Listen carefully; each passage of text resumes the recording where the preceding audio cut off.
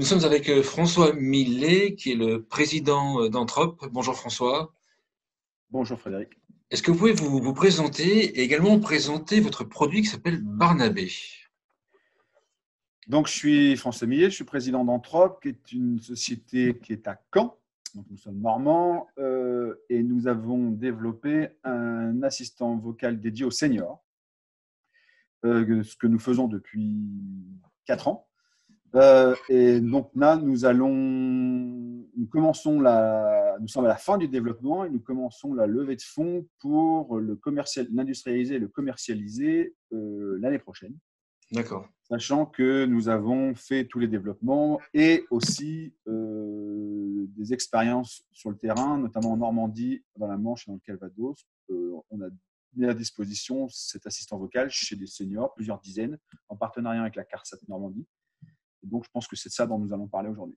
D'accord, très très bon résumé. On va revenir à la première étape. Qu'est-ce qu'un assistant numérique? Enfin, vocal. Alors, un assistant vocal, dans les assistants vocaux, vous les avez partout aujourd'hui. De façon générale, ceux que vous connaissez le mieux, c'est celui qui est dans votre téléphone. Les plus connus, historiquement, il y a eu Siri dans Apple, puis sont arrivés Google et Amazon. Donc, c'est en gros un logiciel informatique qui permet de faire une question-réponse de façon orale. Alors, ces assistants vocaux, on les retrouve après, évidemment, maintenant, aujourd'hui, dans différents types de dispositifs. Vous pouvez les retrouver dans les voitures, c'est ce qui aussi commence à être un peu connu. Et dans ce qu'on appelle soit des assistants vocaux domestiques ou des assistants domestiques ou des enceintes connectées. Donc, les plus connus sont, par exemple, celles de Google ou d'Amazon, qui sont donc des choses d'un volume de toutes petites choses à des choses un petit peu plus conséquentes, qui permettent de demander des choses et d'avoir en retour un service du type musique, météo, information, questions Wikipédia d'ordre de culture générale, des jeux, enfin, divers et variés. Donc voilà. Donc nous, ce que nous avons développé, c'est un assistant qu'on dit donc vocal domestique, ce qui veut dire qu'il reste à la maison. Il est sédentaire, à la différence de l'assistant vocal que vous avez dans votre téléphone mobile. Donc, c'est pour ça qu'on dit domestique. Domestique, c'est fait pour la maison et il nécessite bien évidemment, pour ce faire, pour pouvoir fonctionner, une connexion Internet qui est généralement Wi-Fi, qui va vous permettre de pouvoir parler avec lui. Et pour finir sur le plan technique, c'est que vous ne pouvez pas parler et bénéficier de l'interface vocale avec une machine si, en gros, si vous n'avez pas Internet et s'il n'y a pas je suis désolé, j'étais un petit peu technique, le cloud, donc, qui permet aujourd'hui, via des modèles statistiques, de pouvoir comparer ce que vous dites avec ce qu'on appelle des champs lexicaux, enfin plein de choses différentes, ce qu'on appelle l'intelligence artificielle. Aujourd'hui, il y a plein de petites bouts, différentes briques, mais c'est là où il y a de l'intelligence artificielle et qui permet de comprendre ce que vous dites et éventuellement de flécher la compréhension de la phrase vers la délivrance du service que vous avez demandé. D'accord. Il se présente sous quelle forme? Barnabé se présente sous quelle forme? Alors, il est comme ça. Attendez, je vais vous montrer. Il y en a un là. Vous le voyez? D'accord, voilà. Donc là, vous avez des gros boutons. D'accord. On va y revenir. Et à l'arrière, il est comme ça. Enfin, je vais le débrancher. D'accord. Donc, vous voyez à peu près, vous donnez une idée du volume. D'accord. Vous voyez, je le prends en main comme ça. Et ici, ce que vous voyez, désolé, je l'ai débranché, c'est un écran. Un écran LED. Et derrière, il est comme ça. Voilà. D'accord. Et ici, vous avez ce qu'on appelle des petites prises USB pour pouvoir mettre des choses. Et là, alors je montre les boutons parce que c'est très important. On va en parler. Vous voyez ici un cœur vert, un cœur rouge et un bouton play. Voilà. D'accord. Avant ça, quels sont les services qui sont proposés via Barnabé? Alors, Barnabé propose 2 types de services. Des services dits de contenu et des services que nous, on appelle des services à la personne. Dans les services de contenu, vous avez de façon très classique la radio, les informations, la météo. Alors, les informations, c'est déjà un petit peu moins classique parce que nous, on est normand pour l'instant, c'est un partenariat avec Ouest France. Mais c'est de l'information très locale, c'est-à-dire que quand vous êtes dans une bourgade, ça va vraiment être les informations de votre bourgade. La musique est aussi délivrée de façon assez originale, c'est-à-dire que les droits sont embarqués dans la machine, c'est-à-dire que quand vous branchez la machine et que vous êtes appairé à votre box Wi-Fi, vous pouvez écouter de la musique en demandant de la musique sans avoir au préalable de la musique soit dans un ordinateur, dans votre téléphone, ou tout simplement, enfin pas tout simplement, ou aussi, ce qui se fait de plus en plus, un abonnement à un service de streaming. Donc ça, c'est une des grosses différences, c'est-à-dire que Barnabé est vraiment, comme on dit, plug and play, c'est-à-dire vous le branchez et vous dites, je voudrais écouter de la chanson, je voudrais écouter du jazz, de la musique classique, et hop, vous avez de la musique. D'accord. Donc c'est là déjà, ça c'est un point qui est assez original, puisqu'on est les seuls à faire ça.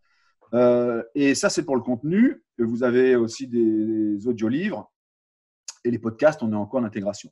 Concernant les services à la personne, le cœur de tout ça, c'est ce qu'on appelle un service d'assistance qui est lié à un autre service qui est très important, qui est la téléphonie augmentée, c'est-à-dire la capacité de pouvoir converser avec quelqu'un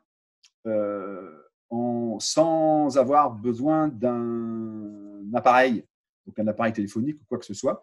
Donc les numéros sont préenregistrés et vous dites appelle Frédéric et je parle avec Frédéric à distance. Le terminal peut être à 2 mètres, 3 mètres, 1 mètre et vous avez une conversation confortable sur le plan audio.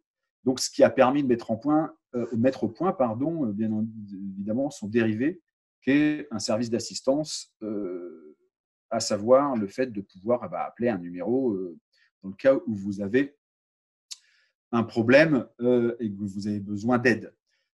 Et le deuxième service, qui est un service qui est lié au service d'aide à domicile, pour les gens qui bénéficient, les usagers qui bénéficient d'une aide à domicile ou d'aide à domicile, c'est-à-dire que on aide les services à domicile en rappelant les rendez-vous de passage de ces 10 aides à domicile. Donc, vous avez à l'écran qui s'affiche et de façon vocale, soit parce que vous l'avez demandé, soit parce qu'on dit qu'on fait du push tous les soirs à 18h30. On vous informe quand passera votre aide à domicile, qui c'est et à quelle heure. Et donc, bien évidemment, quand on parlera des bénéfices, je vous dirai où sont les bénéfices. Et puis, il y a tout ce qu'on appelle les services de rappel. Et là, vous allez avoir les autres rappels de rendez-vous, les rappels de prise de médicaments et des rappels beaucoup plus, de services quotidiens du type je vais dire une bêtise, mais il ne faut pas que j'oublie de mettre le poulet dans le four à 19h parce que j'ai des gens qui viennent dîner. Enfin, voilà. Donc, vous avez des rappels qui sont liés à des services, un peu plus sérieux, et puis des rappels que vous faites comme vous le feriez dans un agenda ou une petite liste de tâches. D'accord. Qu'est-ce qui déclenche l'utilisation de Barnabé, ce genre de produit, chez les personnes âgées? Alors, chez les personnes âgées, bien évidemment, c'est tout simplement, on lui parle. Donc, le principe d'un assistant, c'est qu'il faut un mot-clé, il faut dire un mot-clé pour enclencher les micros et pour qu'il vous écoute. Donc, vous dites Barnabé, vous dites son nom. Et vous dites Barnabé, je voudrais la météo. Barnabé, je voudrais écouter de la musique. Barnabé, quand passe mon assistant à domicile. Ou Barnabé, appelle Frédéric. Enfin, voilà, tout ce type de service. D'accord. Et l'assistant vocal vous répond. En fait, je me suis mal exprimé. Qu'est-ce qui fait qu'une personne âgée va utiliser Barnabé? Ah, pardon. Nous, notre credo et ce qui ressort des essais qu'on a fait, c'est tout simplement ce qu'on appelle, alors je sais bien, c'est peut-être une expression qui est déjà un petit peu galvaudée, mais c'est le bienveillir à domicile. Bon, en gros, aujourd'hui, tout le monde constate que nos aînés veulent rester chez eux, veulent vieillir chez eux, et l'objectif, c'est de les aider en facilitant plein de petites tâches à bien et à vieillir confortablement chez eux. Ça veut dire quoi? Ça veut dire d'abord, aider à ce qu'on appelle l'inclusion numérique. C'est-à-dire que la vocale a pour avantage d'être une interface qui est facile, qui n'a pas besoin, qui rend transparent toute forme d'interface de service. Je reviens sur la musique. Si vous devez demander de la musique, Quand vous allez sur un ordinateur ou un téléphone, il faut aller dans une liste, il faut cliquer, enfin, ce genre de choses. Donc là, vous avez juste besoin de demander. Et puis, bien évidemment, il y a après tous les problématiques qui sont liées quand vraiment on commence à avoir des problèmes physiques qui sont liés à la préhension, à la vision, enfin tout ce genre de choses, où là, le vocal va prendre encore plus son importance dans la mesure où ça va vraiment devenir un moyen de pouvoir utiliser et de bénéficier des services numériques alors que vous ne pouvez plus forcément utiliser votre ordinateur ou votre téléphone portable. Donc ça, c'est un point important. Mais c'est en amont de ça, c'est aussi pour tous les gens qui ne sont pas forcément très branchés, j'allais dire Internet, numérique ou quoi que ce soit, une interface assez facile. Mais même pour les gens qui utilisent déjà des smartphones ou des ordinateurs, c'est la commodité de pouvoir, je vais vous dire une bêtise, on a les mains dans la pâte à crêpes ou on fait autre chose, de pouvoir dire mets de la musique ou appelle Frédéric parce que tout d'un coup on se souvient de quelque chose, de pouvoir leur dire ah Barnabé, rappelle-moi qu'à 18h je dois appeler le médecin parce que je ne l'ai pas eu ce matin. Bon, bien évidemment, ce sont des petits bénéfices, bien entendu, mais c'est l'accumulation de ces petits bénéfices qui fait et qui rend votre quotidien plus facile. Et après, vous avez des types de services et j'allais dire, qui améliorent votre quotidien de façon plus nette. Typiquement, lorsque vous avez les prises de médicaments, quand vous avez des différents intervenants qui passent chez vous, ou quand vous êtes un aidant et vous savez que chez la personne que vous aidez, vous avez différents types d'intervenants qui sont donc les aides à domicile, une infirmière, un kinésithérapeute, un coiffeur, et que ce type que l'agenda parfois peut devenir un petit peu compliqué, tout ce type de rappel va évidemment vous aider à déstresser votre quotidien, j'allais dire. Et puis, la cerise sur le gâteau, et c'est l'enjeu, c'est le service d'assistance. C'est vraiment le fait de pouvoir, si un jour il y a un problème, appeler un service, une plateforme d'écoute, comme vous le faites, comme ça existe dans les classiques services de téléassistance, où vous allez pouvoir avoir quelqu'un qui va vous aider parce que vous avez glissé, ou vous avez chuté, ou d'autres problèmes. D'accord. Qu'est-ce qui fait que j'utiliserais plutôt Barnabé si j'étais une personne âgée et pas Google Home? La réponse, elle est assez simple. D'abord, je compte et nous comptons sur votre patriotisme. J'allais dire que tout simplement Barnabé est français, 100% français, avec ce que ça sous-entend déjà de respect des métadonnées, enfin des données de la vie privée. Vous savez qu'en France, on est très largement mieux-disant sur ce sujet que dans les pays anglo-saxons. Et je ne parle pas des Chinois, qui font plein d'autres produits. Donc ça veut dire qu'en termes de matière privée, de matière de données privées, il y a un vrai respect, parce qu'on a une loi en France qui s'appelle le RGPD, qu'on est obligé, qu'on a la CNIL.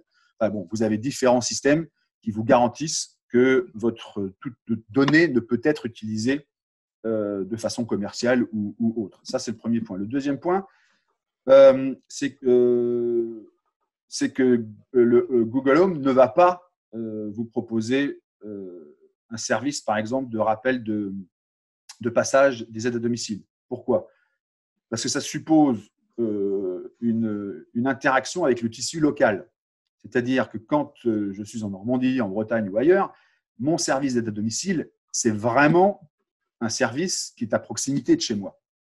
Donc, ça veut dire que Barnabé a fait en sorte de passer un accord avec les fédérations donc nous, on travaille beaucoup avec l'UNA jusqu'alors, les fédérations de services à domicile pour, excusez-moi sur les plans techniques, pour s'interfacer avec le logiciel métier, c'est-à-dire que tout ça devienne automatique et puisse délivrer l'information à la personne. Mais vous avez aussi des services à domicile qui ne sont pas forcément des grosses fédérations, il y a tout type, qui sont de l'ordre associatif.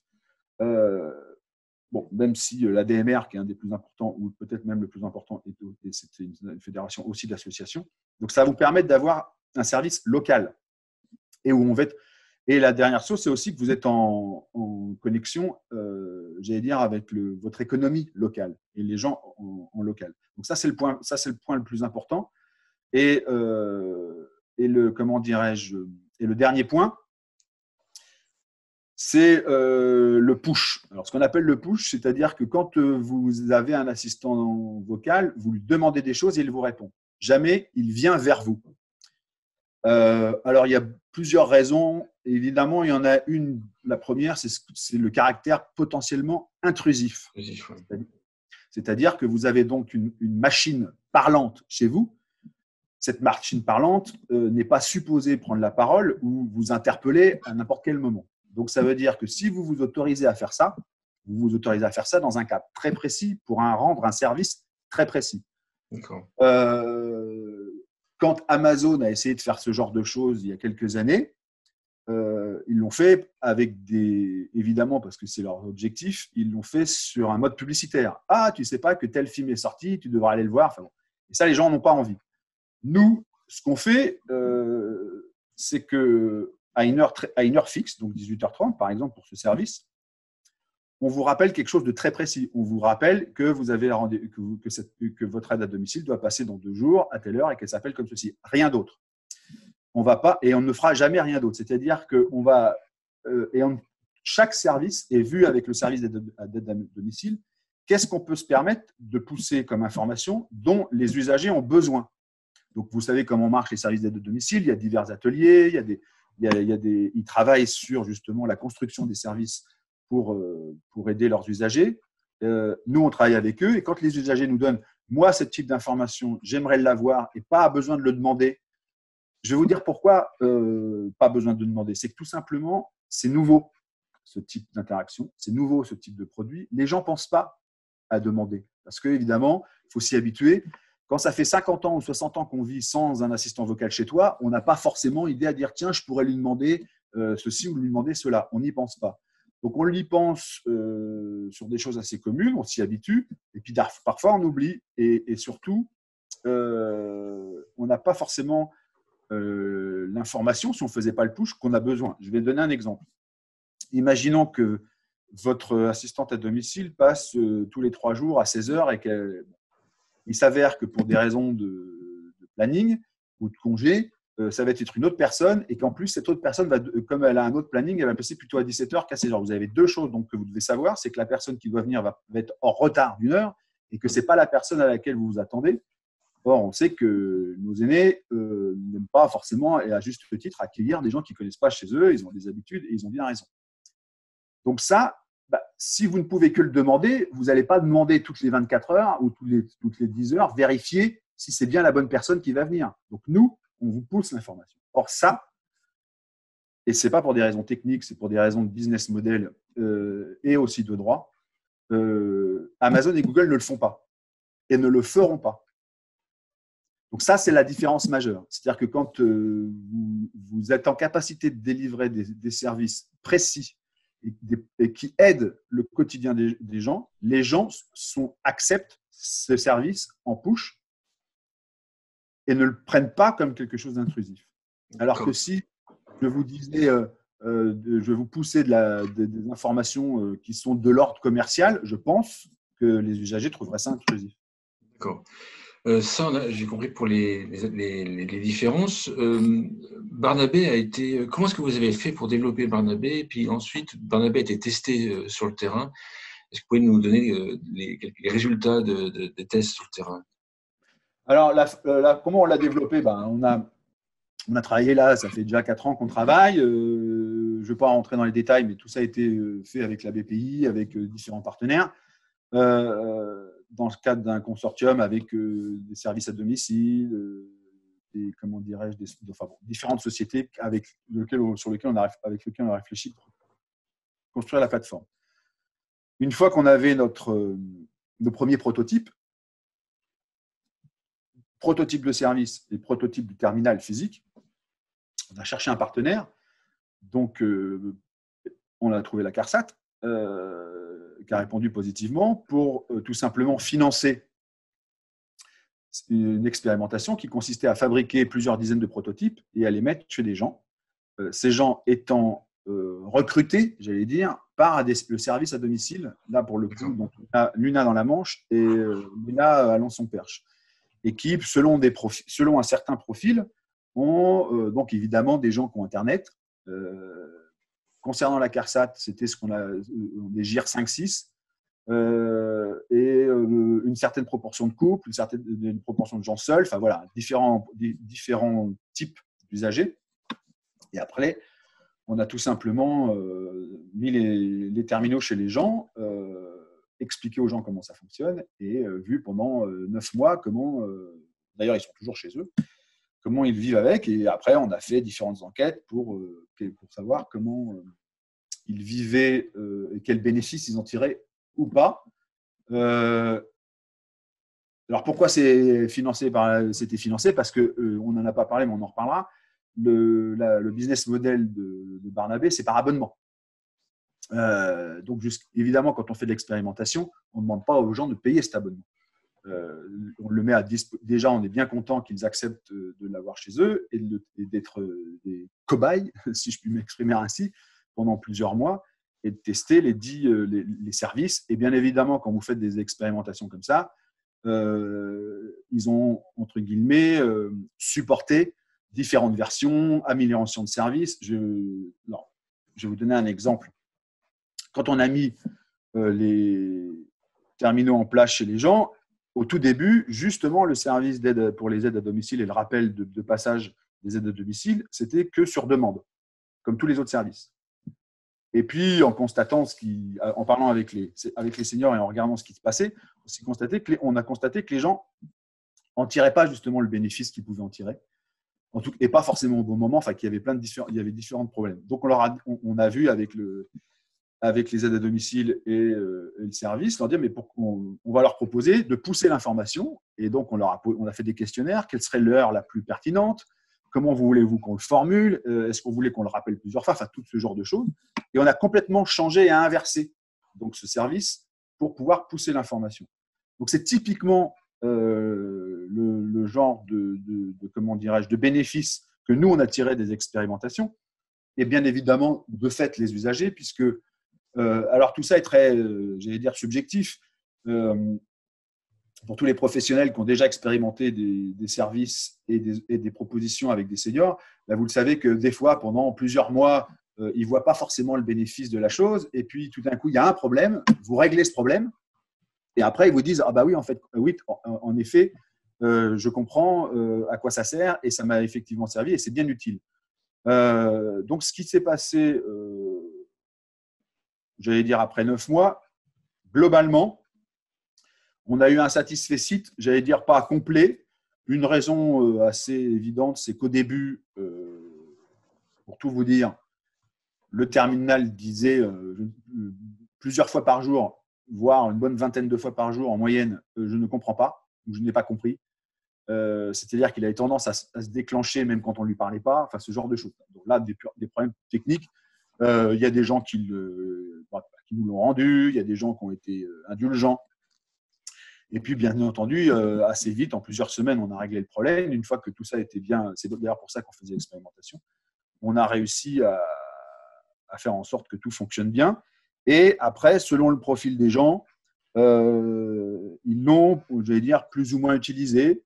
De façon assez surprenante, c'est toujours difficile de prédire ce que vont faire les gens d'une offre de service comme ça, comment ils vont l'intégrer dans leur vie. Et la façon dont ils expriment le bénéfice qu'ils en ont tiré. Parce que la notion de confort et de bien-être, on est vraiment dans l'ordre du subjectif. Donc, si vous faites, j'allais dire, un questionnaire avec des questions et que justement, vous arrivez après une période de vacances où il y a eu beaucoup de changements d'agenda dans les différents intervenants qui viennent, les kinés, les services d'aide à domicile et autres, bah là, évidemment, aujourd'hui, vous dire c'est formidable, ça me rappelle exactement, ça me tient informé de ce qui va se passer, des changements et compagnie. Si vous arrivez dans une période dite tranquille où il n'y a pas beaucoup de changements, le bénéfice est beaucoup moins, pour ce service, c'est beaucoup moins visible. Là où il y a pas mal de satisfaction pour les gens qui l'ont utilisé, je vais dire en gros, c'est un petit 50%, pas un bon 50%, c'est la téléphonie augmentée. avec tout simplement le confort d'écoute, la facilité de pouvoir parler à quelqu'un sans se déplacer, la facilité. Des fois, on se faisait disputer par les aides à domicile parce qu'ils nous disaient ah ben nous les kinés ou la famille nous demande que nos usagers physiquement bougent et à cause de vous, ils restent dans leur fauteuil et ils peuvent appeler leurs petits-enfants. D'accord. Je vous dis ça, c'est une anecdote, mais ce n'est pas du tout anodin. Quand on parle de bénéfices et quand on s'inscrit comme ça dans un écosystème qui veille au bien-être de quelqu'un, il faut que chacun puisse en tirer bénéfice. Et évidemment, une aide à domicile, si d'un côté, il y a l'usager qui vous dit c'est super, moi j'adore, et puis de l'aide à domicile, il dit ouais, mais moi vous ne m'arrangez pas parce qu'elle se lève moins de son fauteuil et que le kiné n'est pas content, il va falloir trouver un équilibre dans le bénéfice. Donc, c'est exactement ce à quoi sert une expérience. C'est à essayer d'affronter ce type de problème qu'on ne peut envisager que sur le terrain et quel type de solution on peut apporter. Donc, les résultats ont été que les gens ont réécouté de la musique pour pas mal d'entre eux. Beaucoup de seniors n'écoutent plus de musique pour plein de raisons que je ne vais pas énoncer ici, qui sont souvent des raisons pratiques. Certains, comme vous avez pu le voir, Barnabé, c'est un peu une grosse radio. Certains ont tout simplement, j'allais dire, sur les 30, on en a eu au moins 15% qui ont tout simplement remplacé leur vieille radio par Barnabé. D'accord. Et qu'on en fait un usage en se levant le matin, Barnabé joue-moi RTL, et puis qui écoute RTL. Voilà. Il y a eu notamment des bénéficiaires qui n'ont fait que ça, plus le rappel des rendez-vous, plus un petit peu de téléphonie. Donc, vous avez quelqu'un qui écoute la radio avec le confort de ne pas avoir à appuyer sur un bouton et éventuellement dire à distance plus fort, moins fort, alors qu'il est en train de faire autre chose. Parce que ça aussi, c'est intéressant. Évidemment, c'est le mode commande vocale, hein, c'est de ne pas avoir à se déplacer pour dire moins fort ou plus fort. Et puis qu'on fait un peu de téléphonie et qu'on bénéficie des rappels de rendez-vous. Pour nous, ça, c'est très satisfaisant.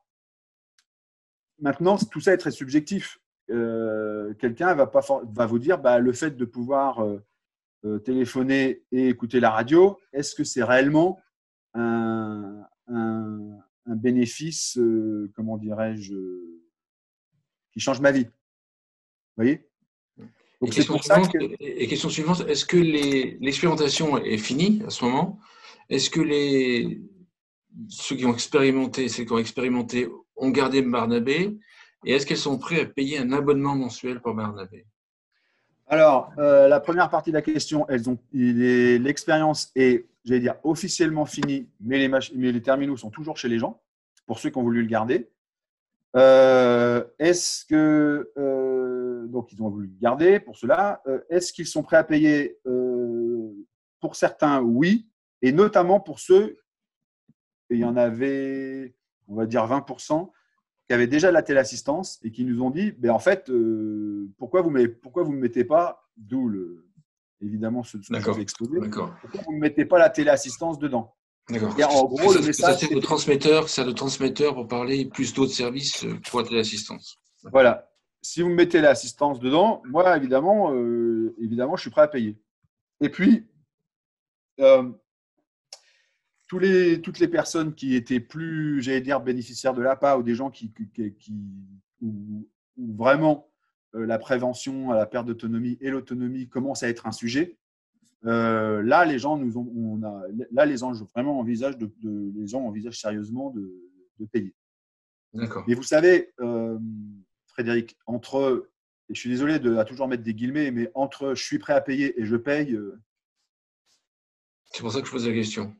Il y a une grosse différence. Donc, il y a déjà un plus, parce qu'il va y avoir 10 ans, Malakoff Médéric avait financé une grosse expérimentation de produits technologiques et services auprès des personnes âgées. C'était à Laval, si je me souviens bien. Et après l'expérimentation, lorsqu'on a posé la question aux seniors, voulez-vous les garder même gratuitement, ils ont tout rendu en fait. Ah bon? Oui, Ah non, donc, non, en non, fait, non, pas rendu. il y a déjà un net progrès dans le sens qui garde quand même le produit, ça c'est un net progrès. Non, non, il le garde parce que ça devient, et c'est toute la magie du vocal, et ce genre de choses. Et j'aime pas dire magie parce que nous, on est des garçons très concrets. C'est que ça devient, ça s'inclut dans votre quotidien très simplement. Et j'allais dire, comme c'est inclus historiquement, la radio, la télévision, puis le téléphone, puis voilà. Donc les terminaux vocaux, de toute façon, vont s'inclure et s'incluent déjà dans notre quotidien. D'accord. Et les gens s'y font très bien. Et contrairement à ce qu'on pense, les seniors les adoptent très vite. D'accord. Tout à l'heure, vous avez parlé de service à domicile avec Luna. Euh, pourquoi est-ce que Luna, pourquoi un service à domicile rentre dans la boucle avec Barnabé, à part commercialiser Barnabé? Et alors, après, deuxième question, quel est l'intérêt pour Luna ou pour un autre acteur de service à domicile de proposer Barnabé ou d'avoir Barnabé utilisé par ses patients ou ses bénéficiaires? Alors, il y a deux sujets. Il y a le sujet qui est le bénéfice pour ses usagers et il y a le sujet qui est le bénéfice pour ses salariés.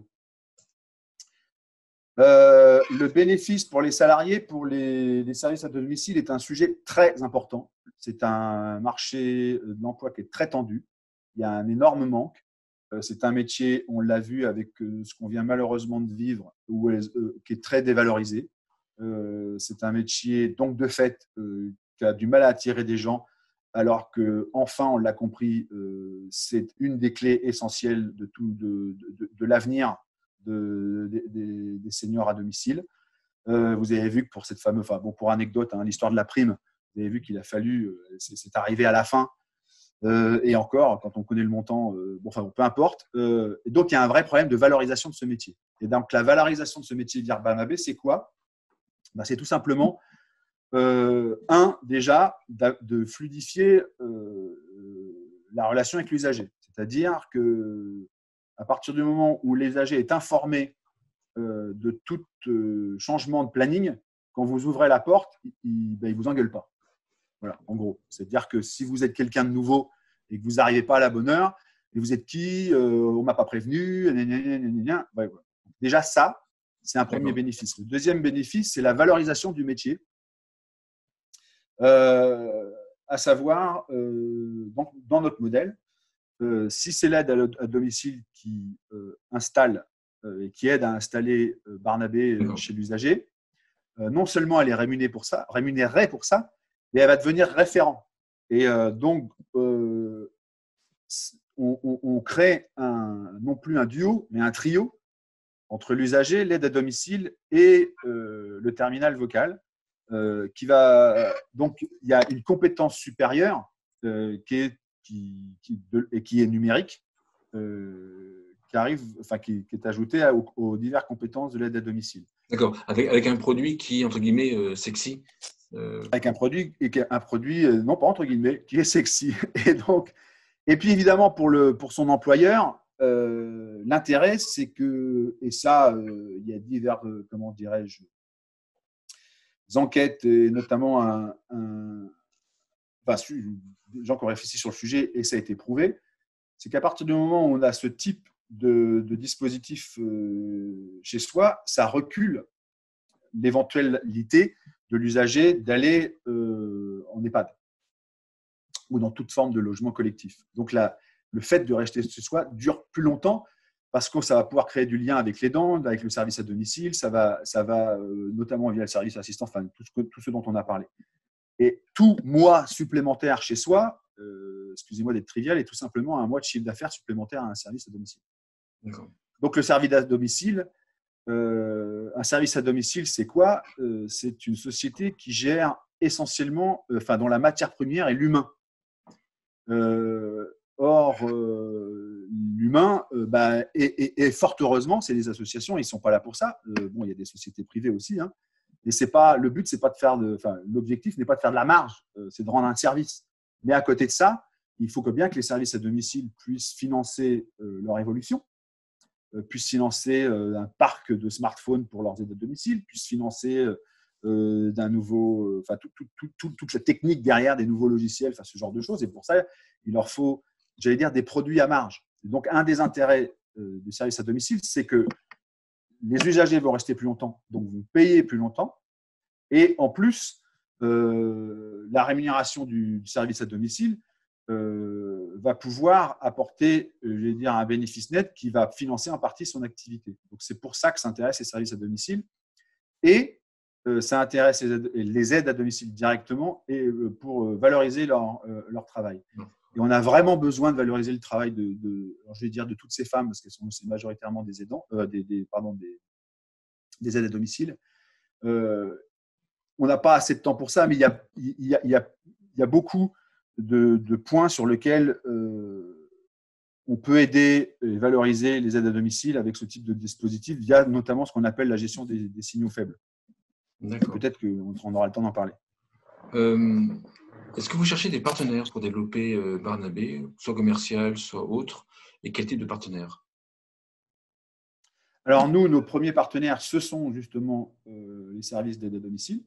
Donc notre objectif, c'est en gros de faire 2/3 de notre chiffre d'affaires avec les services d'aide à domicile et 1/3 en direct, ce qu'on appelle le B2C, via la vente du dispositif sur Internet. Donc tout service d'aide à domicile qui est intéressé pour diffuser et devenir partenaire, évidemment,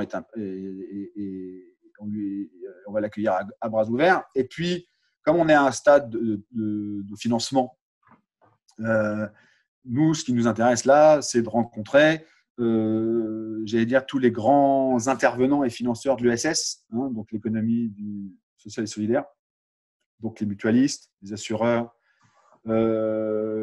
pourquoi pas les sociétés privées de services qui ont déjà réfléchi à ce type de sujet, dont les téléassisteurs et les sociétés de services privés, qui savent que de toute façon, à court terme, il faut apporter des solutions avec une inclusion numérique forte, parce qu'on connaît ce qui va se passer entre 2025 et 2030 avec l'arrivée des baby boomers à un certain âge, et qu'il faut faire en sorte de pouvoir avoir des réponses et de faciliter un peu l'écosystème et tous les services, et surtout qu'ils puissent être entre guillemets rentables pour tout le monde.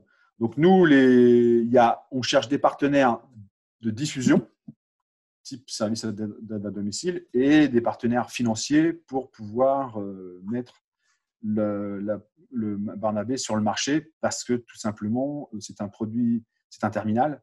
Donc, un terminal, il faut le fabriquer, il faut l'industrialiser, et ça mobilise des fonds, bien évidemment. D'accord. Un mot de conclusion?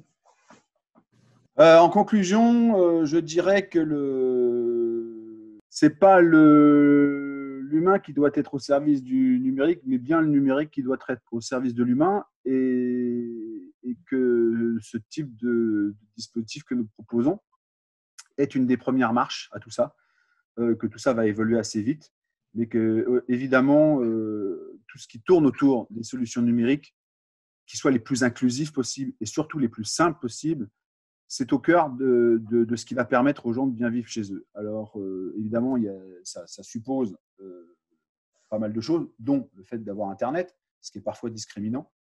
Mais on va se rendre compte que, de toute façon, et les gens le savent déjà, c'est que les seniors vivent très, très bien avec le numérique, et que ce type de propositions, qui sont une accumulation de petits bénéfices, va amener justement une fluidisation du quotidien et à rendre toutes ces petites choses qui, finalement, quand on est chez soi et qu'on veut bien vieillir chez soi, ce qu'on perd, c'est d'abord ça. C'est deux choses. On a besoin de confort et de sécurité. Et donc, avec le confort, tous ces petits services et accumulation de petits services qui améliorent votre quotidien, vous obtenez du confort. Et bien évidemment, l'assistance, c'est la question de la sécurité. Et ça, aujourd'hui, ce sont, à notre avis, une vraie solution. Et c'est pour ça que qu'on pense que les gens seront prêts à payer. D'accord. Merci François Millet. Je rappelle que vous êtes président d'Anthrope et que vous avez développé l'assistant vocal pour les personnes âgées, notamment, qui s'appelle Barnabé. Merci. Je vous en prie. Au revoir.